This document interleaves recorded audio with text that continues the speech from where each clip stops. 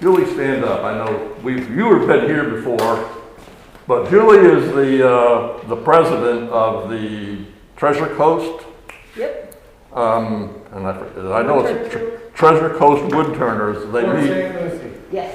Port St. Lucie. They meet the second Saturday of the month up there in Fort Pierce. And if you want to tell them exactly where. We meet in this building called Project Lift. It's a charity that works with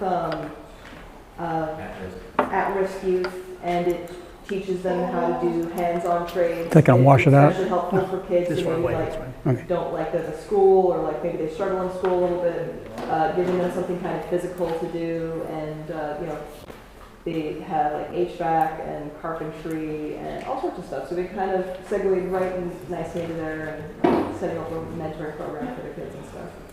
So second Saturday of every month, and we've also been doing like hands-on workshops, trying to get that a little bit more regularly. Right now, it's looking like the third Saturday of the month is where those workshops have been landing on. Last month we did a bowl turning workshop. We had like 5 lathes going, a bunch of new turners, like everyone like had like a little on their shoulder. So that's what we've been doing lately. Okay. Cool. Thank you. There's a couple other new faces in here. If you guys want to just stand up and introduce yourself and tell us where you're from. Bruce Wills, Treasure Coast Woodturners. And guys back here. Just a guy. Okay. All right, then, but And Rick Riley, also Gold Coast. okay, great. We're glad to have you come up. I know it's about the same distance, or maybe Gold Coast is a little farther than Fort Pierce and Port St. Lucie, but we're glad you made the trip. Anyway, I'm going to turn it over to Bill, and he's going to do a live edge bowl here. Again, we're not professional demonstrators, so you're not going to see Jimmy Clues or Mike Mahoney or people like that. But That's for sure. But we're doing yeah. Well, Bruce, you and me are professional demonstrators. All right, or Lee Sky or me, or we'll finish it up that way. All right, Bill. All right, good morning. What's a live edge bowl? bowl that still has the bark on the edge. Simple. A bowl with a bark. Okay. And the reason I like the term a live edge bowl is it allows you to use the little pieces on the outside of the log that you normally wouldn't.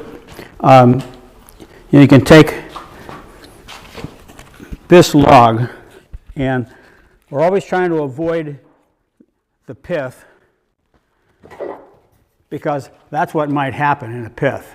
This is pretty dramatic. This is a piece of cedar, but it's still trying to grow in the middle. But avoid the pith. So, Time out. 1 second. Where's your my pocket. that fucking thing already done? Oops, that's my phone. No, it's still wet. Did you pull it up? No, I didn't do anything. I have 0. Talk. Just get a stone wheel to sharp. Talk. Nothing.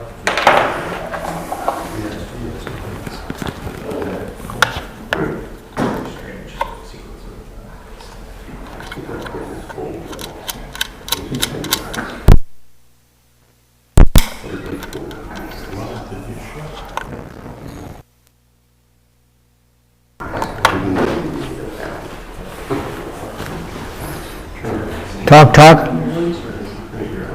Hear me? 1, 2, 3.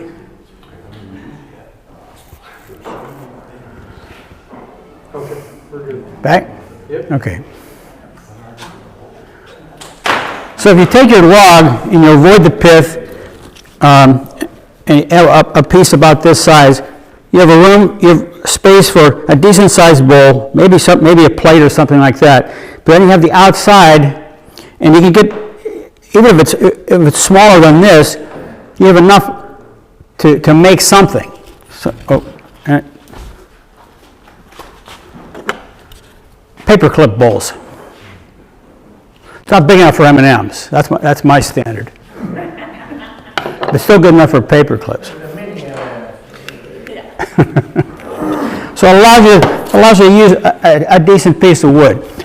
If you're doing live edge, you want to do it with green wood, as green as possible, because you're trying to keep the bark on it.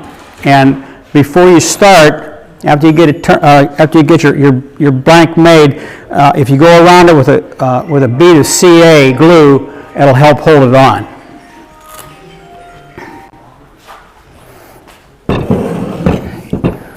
What's next on my cheat sheet here? My cheat sheet, I pulled this out. I did this demo on 8/24/19 when we still had 3 members that had helped me a lot.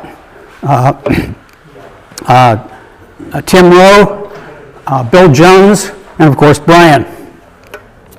So I'll try to dedicate this to them.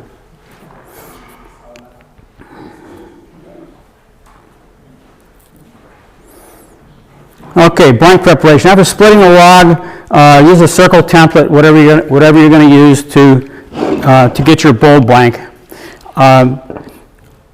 For the center of your thing, I always take a finish nail and drive it down into the bark, or through the bark into the meat of the bowl, so you know where that center is, at least.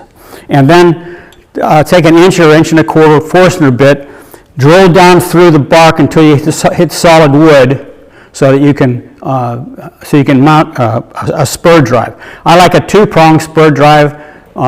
This is a 4. Mine's at home somewhere. I forgot it. But anyway, use a 2-prong spur drive to mount that. Drive it in till it's seated well.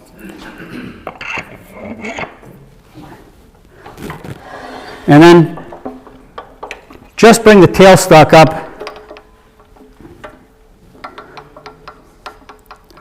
until it touches. And then you want to center. The bowl looks better if you get the high spots, the 2 high spots and the 2 low spots, the same distance. And take a straight edge, and that's 1 high spot. Turn it 180 degrees. That's 1 low spot or high spot there, so you can back it off.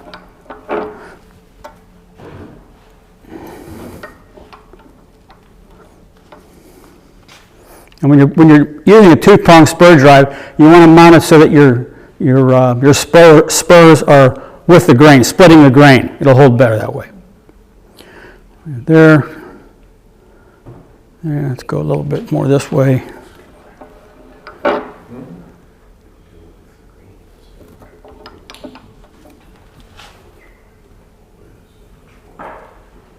That's not too bad. Then the low spots.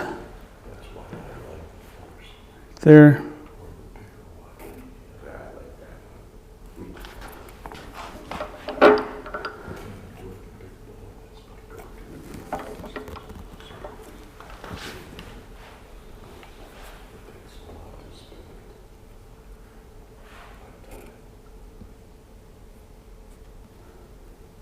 Well, I'm not going to screw with that anymore. It's close enough.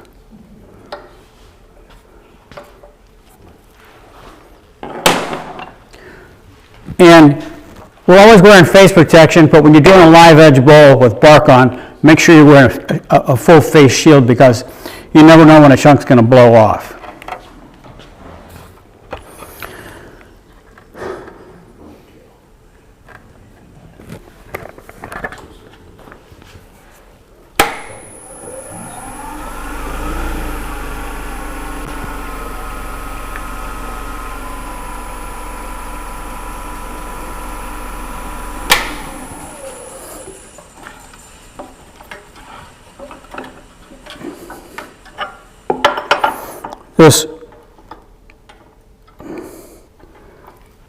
I don't like these tool rests. I like to run my finger along the round part, and I can't do it with those, and this one is just a little bit short, so I don't know, I may have to go back to the other one.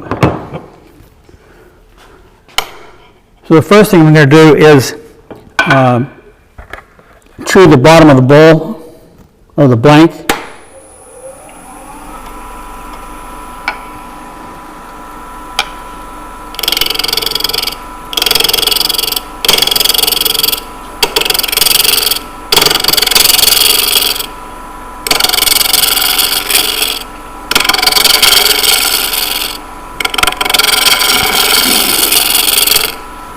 I'm gonna have to go back to that tool rest, that's just too low.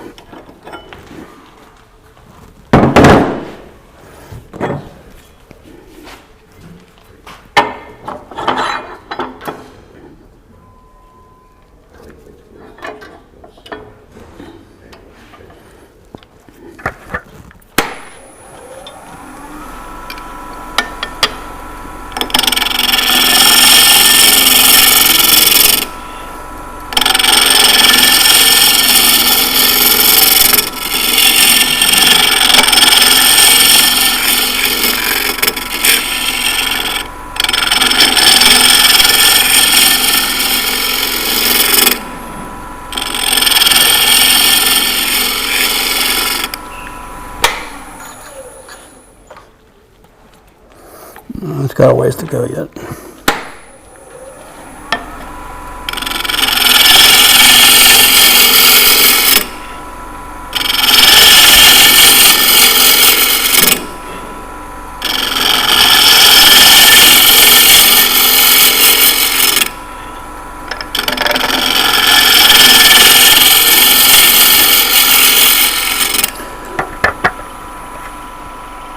These nice sharpened bowl gouges really make a big difference, Bruce.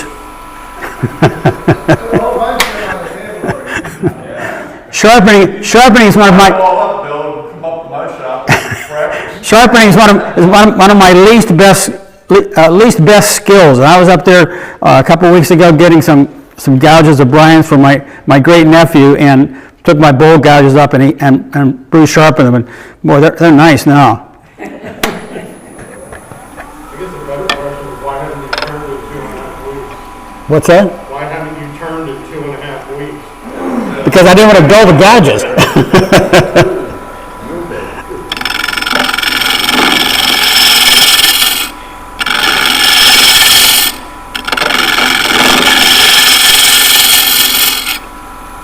I think that's good enough. That's good enough to get a tenon on. I'm using a Vicmark chuck with dovetail jaws, and it's about 1 3/8. So I open it up to 1.5 inches.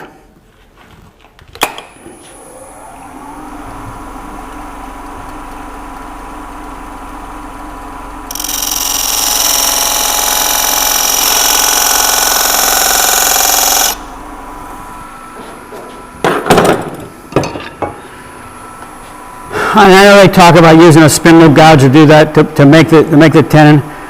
I use a parting tool. It's a lot easier for me.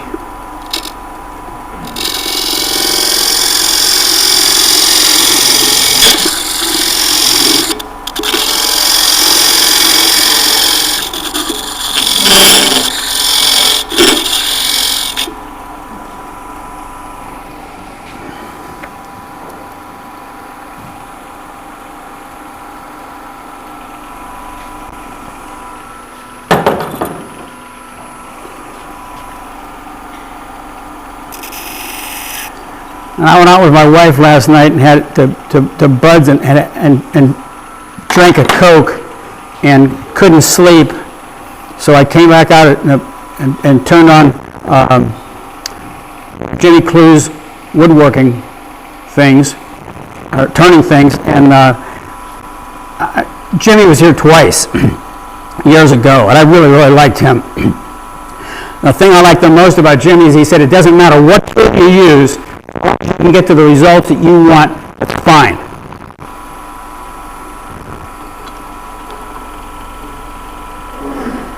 And the other thing he talks about is using a pull cut versus a push cut on turning the outside of a bowl. You use the push cut to get that final really nice one, but you can get the shape much easier and much faster by using a pull cut.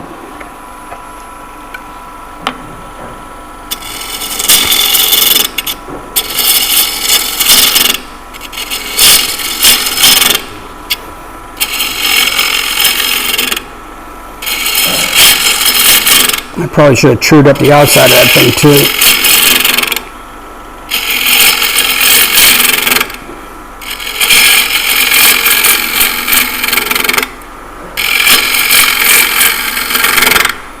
And when you're doing this with the bark on, you can do that pull cut, but you want to stop before you get to the bark. Otherwise, and especially with the push cut, there's a good chance you're going to blow the bark off it if you do that. And then you do what you're not supposed to do, which is turn the bowl this way instead of this way. But you can keep the bark on that way. And once again, it doesn't matter as long as you reach the results that you want.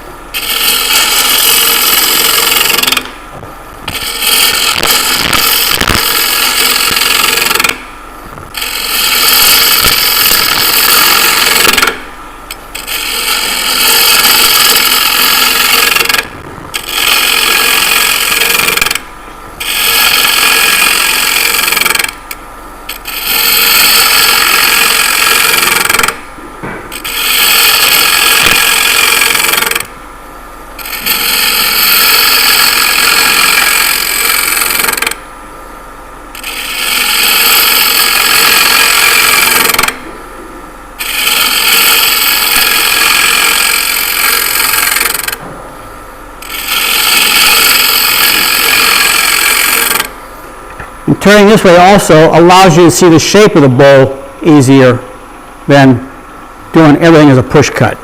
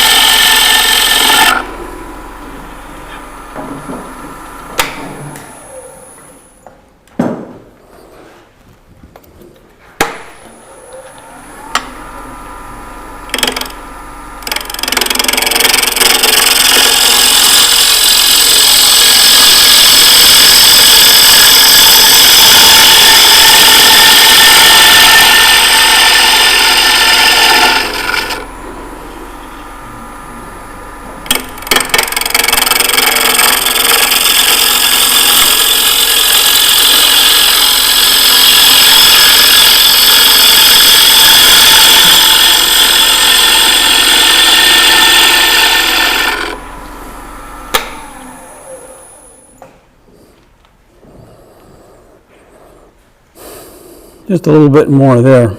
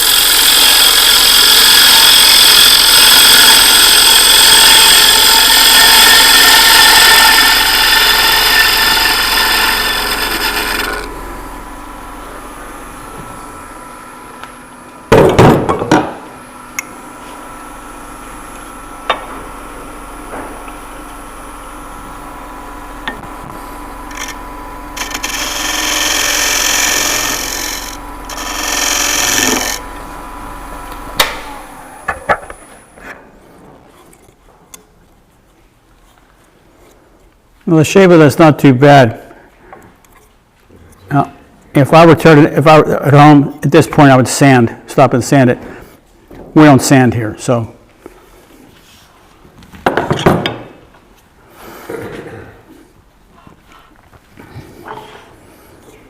And then we just take the thing off and put it on the chalk. Bill? Yes. You mentioned being careful around the wood edge. Did you ever get to the wood edge, or you left the bark edge? Or did you leave it and just cut under it? No, I just cut under. I didn't cut all the way to the very outside of the bark. It's pretty thick right there, and there's still a little bit of. I could have gone a little farther there, and I didn't. Okay. At home at this point, would you have been getting to the bark, or you just not touching the bark, keep it on? I want to keep the bark on it, so. Okay. What kind of wood is that? Mahogany.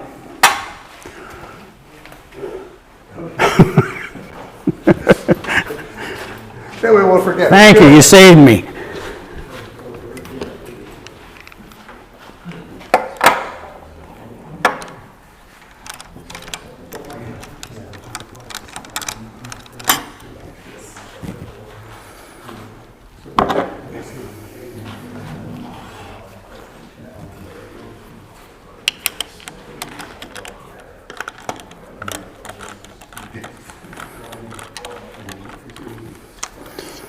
And always holding your blank on with just your thumb so that you don't, so it mounts flat. But you all know that.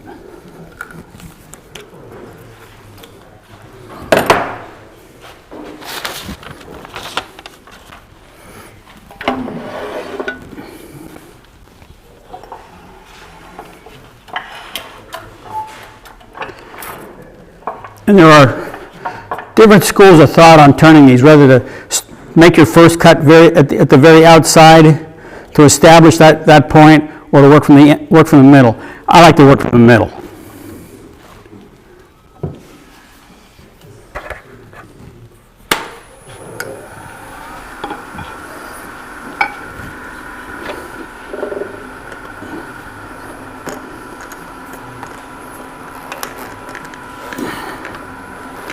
Before I stab myself with that thing.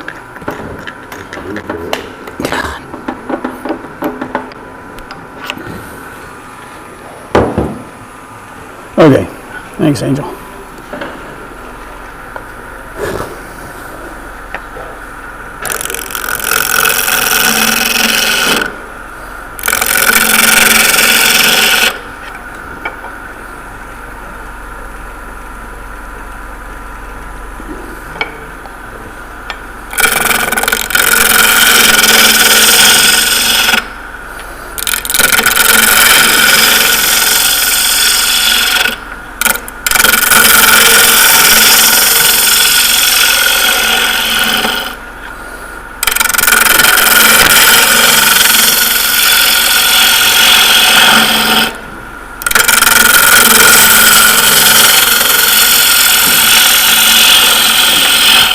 You getting dirty? That's all right.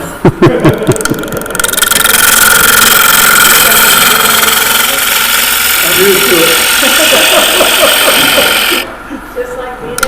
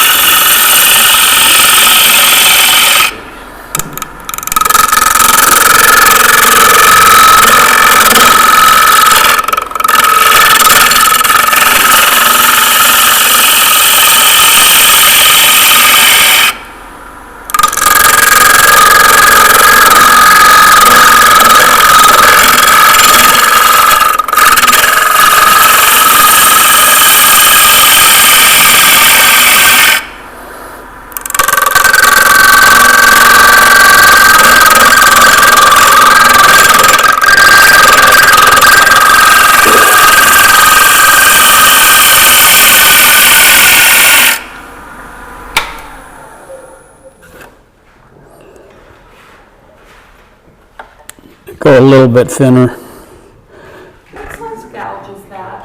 I'm sorry? I don't know enough to, like, look at it and recognize it, so The gouge? It's like a half inch. Half inch. it's a half inch. And is that what you use on the outside? That's the only gouge you've been using? Uh-huh, so far. It's still sharp. I may just leave this at this thickness. I should have gone down farther on the outside, but that's too late now. How thick do you leave the, about a quarter of an inch, more or less? No, I like to go thicker than that on a particularly, on a live edge bowl. I like to have more bark on it than that. It has a better chance of staying on. And I'm making utilitarian bowls, not artsy bowls as I call them. And it's going to get dropped. I want it to stay in one piece when it gets dropped. Let's see how thick this is.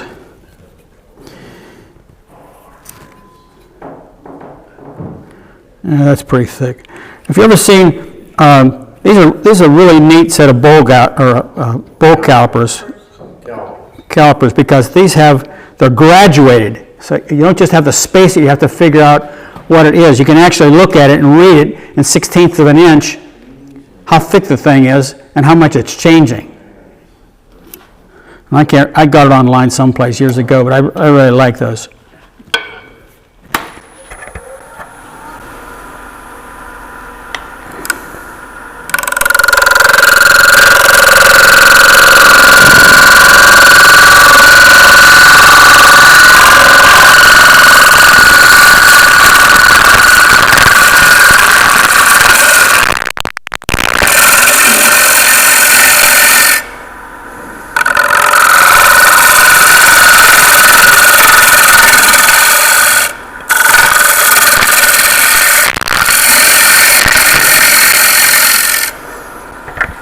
If I were 6 inches taller, I'd be able to work a lot better on this lathe.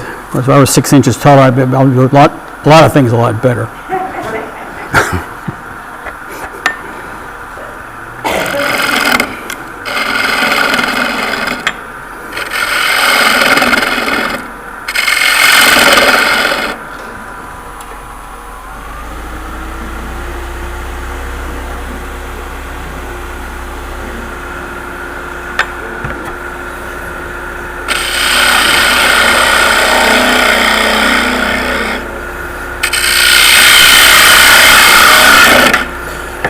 If you've ever watched the Jimmy Cruise video, the only thing better than turning at 2,500 is turning at 3,000.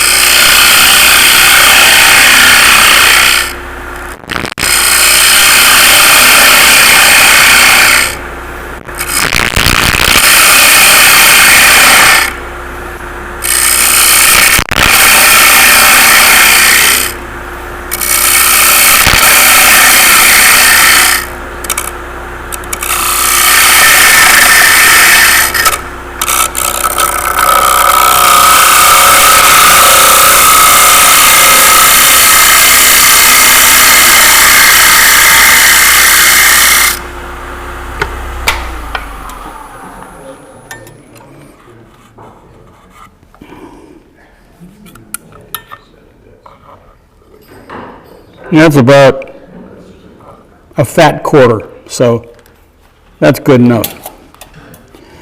Let's see if I can get this out.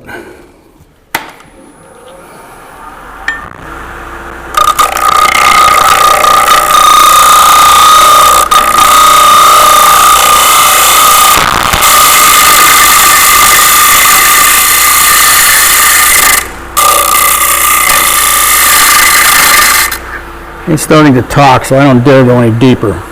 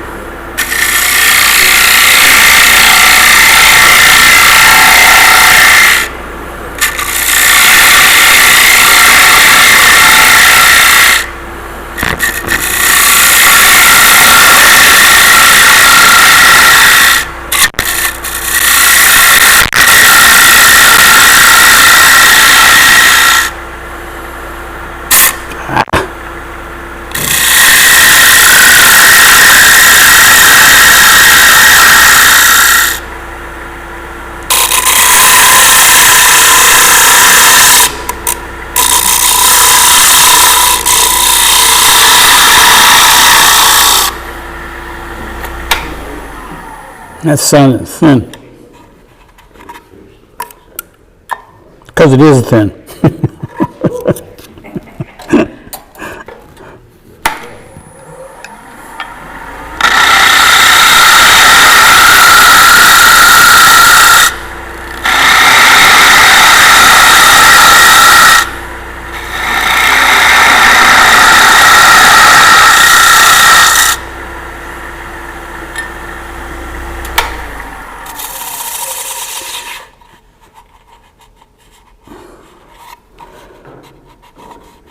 I could use, I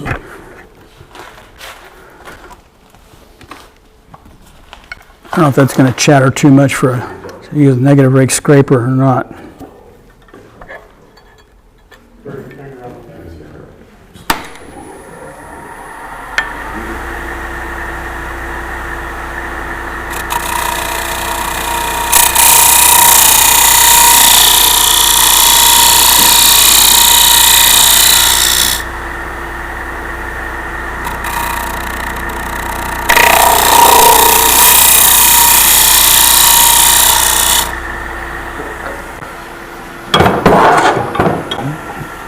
It's a great idea, Mark, but it burns my fingers.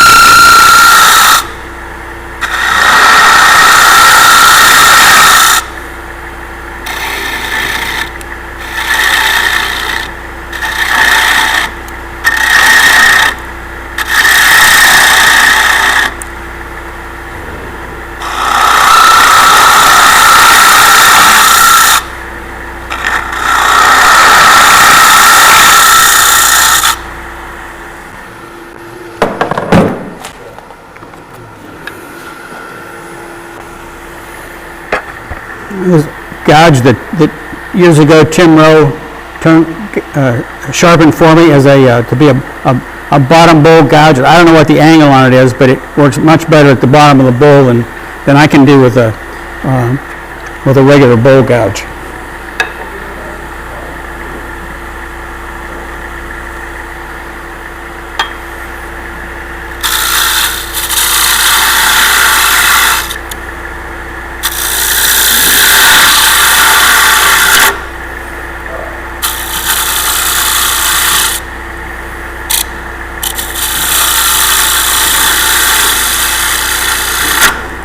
Ouch.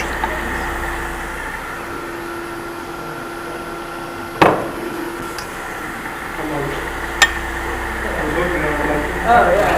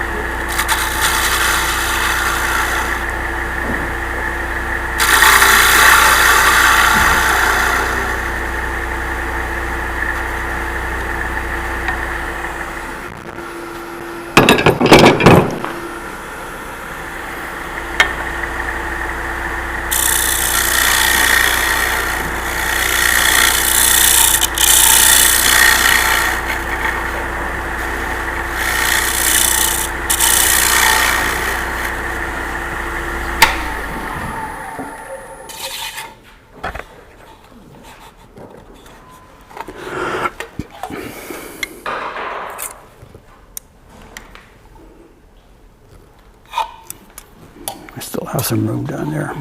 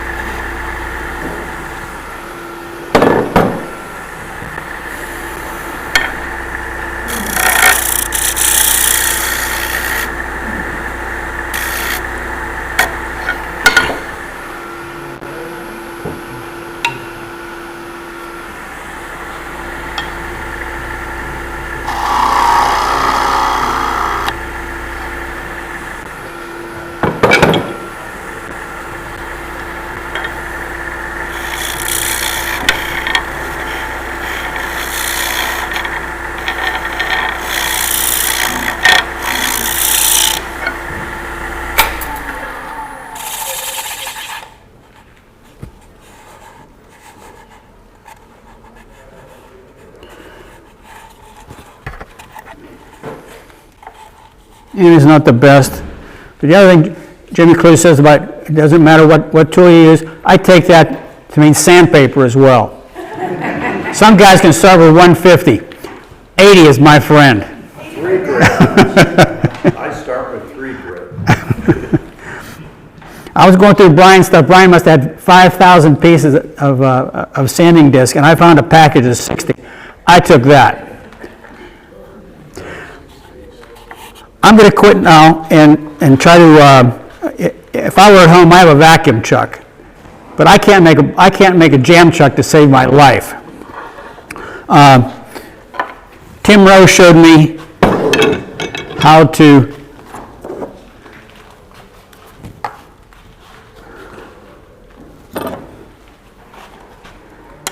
make kind of I guess it's a modified jam chuck.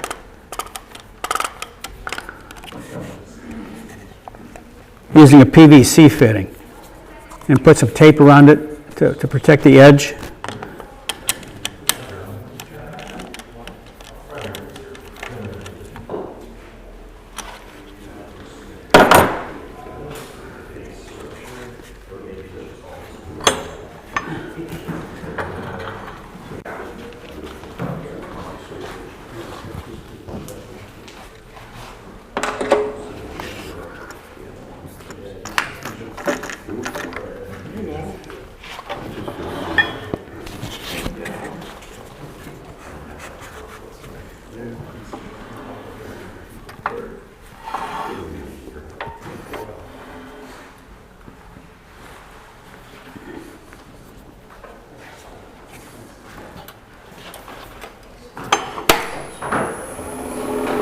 And it turns pretty true.